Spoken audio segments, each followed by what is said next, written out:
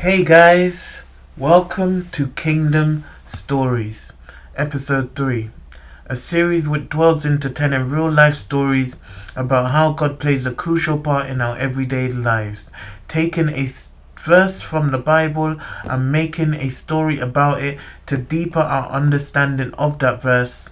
Let's get into it. It all started when Marcus was walking along the streets as he was taking his usual stroll through the city. A thought dawned on him to get a hot chocolate from a coffee shop, as Marcus doesn't drink coffee, so he followed through with that thought. He went to this local coffee shop called the Red Lions, a place filled with aesthetic and beauty, white walls and wooden tables and chairs, filled with laughter and chat. Marcus walks towards the counter. Kyle, with a big smile on his face, says, "Marcus, my man." The usual hot chocolate with whipped cream sprinkled with chocolate on top. As you can see, he's a regular there. Marcus responds, "Morning, Kyle. You know it." Kyle smiles then says it will be ready in 2 minutes. In the meantime, Marcus takes a seat near the window. He stares unblinkingly towards the city for a moment or two, but is awoken by Kyle saying, "Marcus, your hot chocolate is ready." Marcus gets up, heads towards the counter, then responds, "Thank you, Kyle," then heads towards his seat. Diego walks into the Red Lion. He orders his coffee, then takes a seat for a few moments. After those moments go by, Kyle calls his name. He collects his coffee, then heads towards the door. As he's about to leave, he looks to his left to notice Marcus sitting there. He smiles and walks towards him. Marcus, is that you?" he states.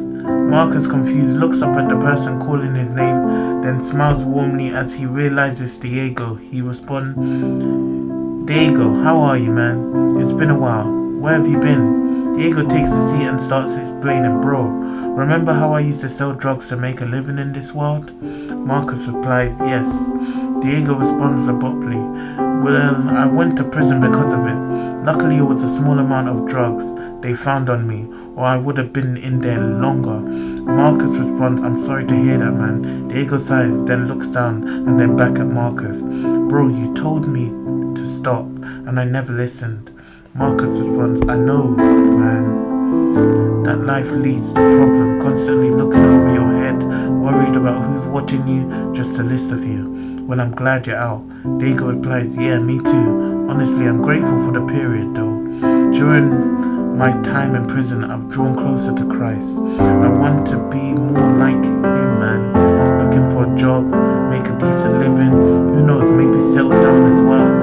But it all depends if that's what Christ wants for me. He ordains the steps." Marcus smiles, then replies, "I'm glad you found religion, bro." Diego abruptly responds, "Christ is not religion, bro. Christ is the King of Kings, proclaiming his kingdom." Marcus replies, "Oh, I see." Diego notices Marcus is getting uneasy, so he states, "Alright, Marcus, I'll take my leave. It was a pleasure talking to you, bro.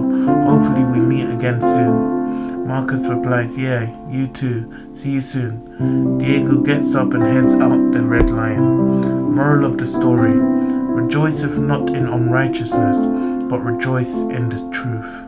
Thank you for listening to this story. I hope you learned something from episode 3, the truth, and I pray this has brought you more understanding of this verse and one step closer to learning more about Christ.